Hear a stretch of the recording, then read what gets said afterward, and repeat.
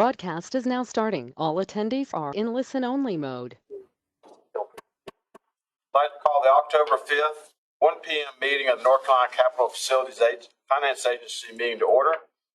And starting with recognizing the service of Mr. John Reed, who the appointed term has ended, but also take an opportunity to welcome our newly appointed member, Joe McLaughlin. Joe, thank you for being with us today. It's great seeing you again. I'll now ask Cindy to call the members' names to determine a quorum. I believe we heard Auditor Wood on the phone. Here. Ms. D'Alva Wilson, did you phone in? Mr. Beam. And we heard Marcus Bowen on the phone. Mr. Yes, Hicks? I'm here. Thank you. Ted Hicks. And we have Mr. McLaughlin. I see you. Hello. And Treasurer Falwell. So we have 4, which is a quorum. Okay. We have. And now we'll call roll call of the staff. Okay. Right. I see. We got Lewis. Here. Sharon. Here. Debbie. Is Peru on the phone? She is. Hi. Cindy's here. I think that's it. Okay, thank you. If you'll stand and join for our Pledge of Allegiance. Oh, got Jennifer. Sorry. I pledge allegiance to the flag of the United States of America and to the republic for which it stands, one nation under God, indivisible, with liberty and justice for all. And our salute to the flag of North Carolina. I salute the flag of North Carolina and pledge to the Old North State love, loyalty, and faith. Thank you.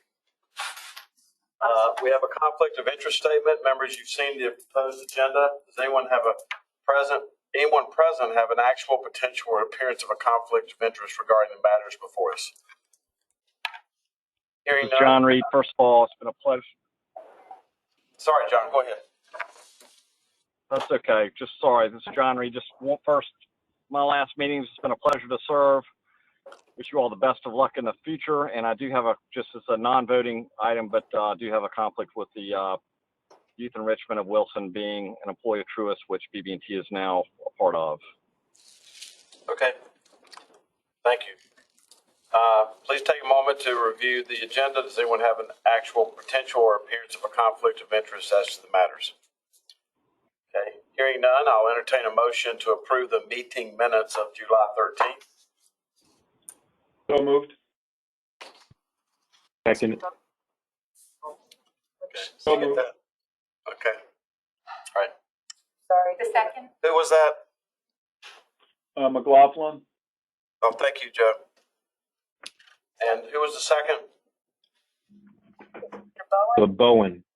Yes, that's right. Thank you. Motion second being made.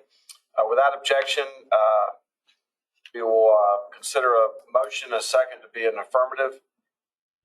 Any further discussion? And hearing none, the clerk will call the roll. Auditor Wood. Aye. Treasurer Falwell. Aye.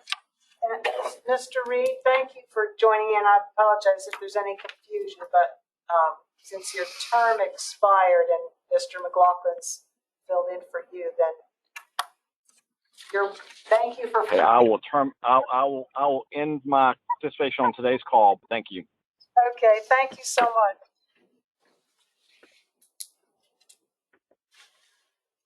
Aye.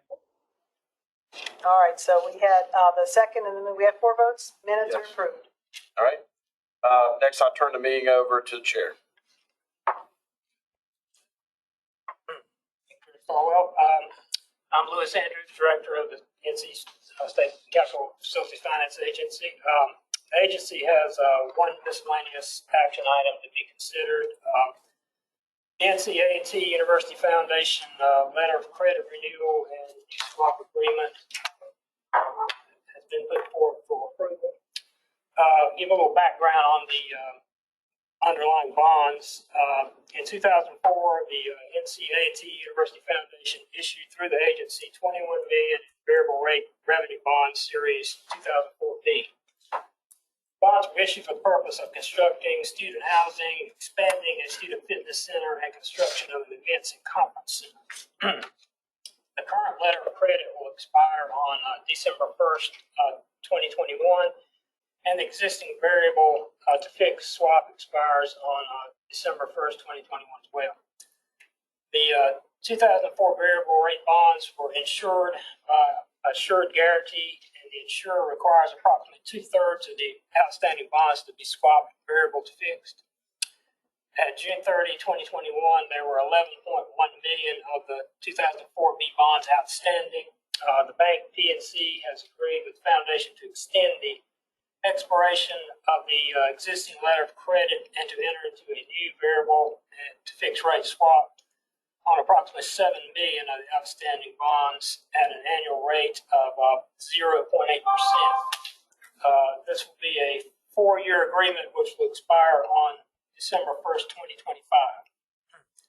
The foundation currently pays 3.08% on the existing agreement, which expires in December. The final maturity of bonds are not extended.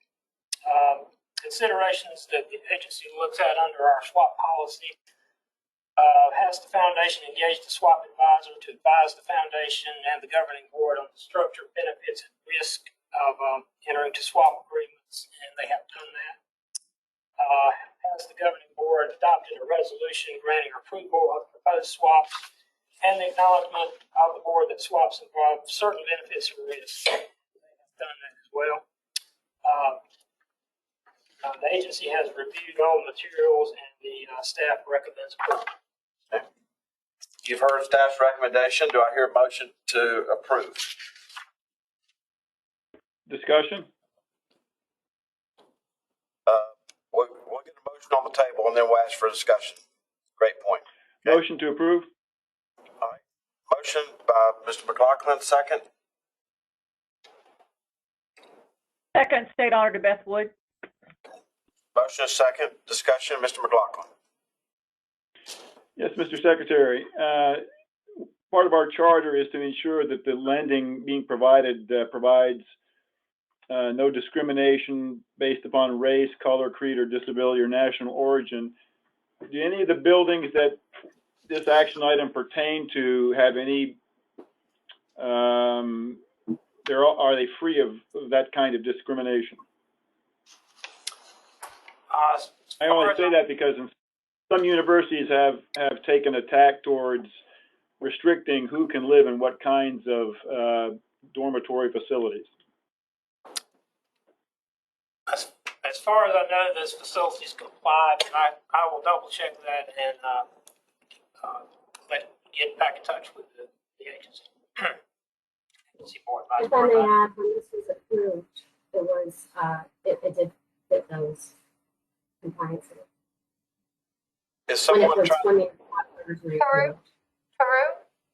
Yes. Are you making a comment to Mr. McLaughlin's question? Yeah. I just wanted to point out that when they were originally on the main agenda for approval, they had to meet those requirements. At the time of approval, but policies have changed with a fair amount of rapidity lately. It's not going to influence my vote at this point, but it should be a factor for consideration of this board going forward. Oh, I'll double check on that and I'll get back into it. Thank you. Yes, I know. Thank you. Any further discussion? Mr. McLaughlin, I want to, sometimes when you raise your hands for the toughest jobs, people call on you. and you've always done that. And I think the whole issue and relationship between these foundation boards and things that go on in the Council of State, as well as the university system, I think that all those transactions deserve to have more sunshine on them, not less. So I appreciate your interest in bringing this up to this board today, and we will make sure that we have vetted all of our future agenda items in relation to what you said. Thank you. Okay. Motion second being heard. Any further discussion? Hearing none, the clerk will call the roll. Motion was Mr. McLaughlin, second Auditor Wood. Oh, and by the way, for the record, that was Paru Patel, part of our staff for the agency, who was assisting to answer the question. Let's see, Mr. Bowen? Yes. Aye. Thank you. Treasurer Falwell? Aye. Okay, the motion carries. Okay, thank you. We'll want to disclose to the commission that the statement of economic interest from Mr. McLaughlin has been presented. Is that correct, Sandy? Yes, just a couple quick words, but, and then we're gonna go back to Lewis. Do you need to describe the non-action item? Okay. I'm sorry. Yeah, Let me know sorry. when you want me to do that. Okay, well, since we mentioned that, members, the statement of economic interest from Mr. McLaughlin's in our packet as per usual to be provided for your review, and we record this into the meeting minutes pursuant to the requirements of the State Government Ethics Act. You are encouraged to review the SEI evaluations just to inform and remind yourselves of always watching for conflicts of interest. Mr. McLaughlin's evaluation mentioned a potential conflict. However, because of the nature of his employer's business and the clients they serve, there's actually a slim or zero chance of a conflict arising for him due to his employment. However, all members, please be sure that when you receive each meeting agenda, that you're continually evaluating your personal, financial, and business relationships and be on the lookout for possible conflicts of interest. And always ask Laura Rowe or me if you have any questions. And one real quick note, the LGC members had asked some questions about abstaining from votes and comparing that to recusals. And I'm going to send you all, as state agency members, our brief summary of those issues about abstention and then just the ethics guidelines again on recusal, just as a refresher for all of you. And some of you need, maybe Mr. McLaughlin, you might still have to take your ethics training course, but all of that will be highlighted in that course as well. And then I'm sorry, I should have said I'm Cindy Aiken, attorney for the agency, and Lewis, I think you're going to just talk quickly Okay, about but your non-action. non-action. Sorry. All right, thank you, Cindy. Sally B. Howard, Educational Facilities Revenue Bonds. This is the non-action item. Okay. The non-action item relates to Sally B. Howard, Educational Facilities Revenue Bonds that were issued in 2018. The holder, BB&T Community Holdings, and the borrower have agreed to amend the original bond purchase letter agreement to extend the mandatory purchase date of the bond and incorporate some LIBOR replacement provisions. At June 30, 2021, the outstanding balance was $7.65 million. No change in security or final maturity. Thank you. That's what Thank you. Thank you. I read it. I'm good. I showed it. Thank you very much.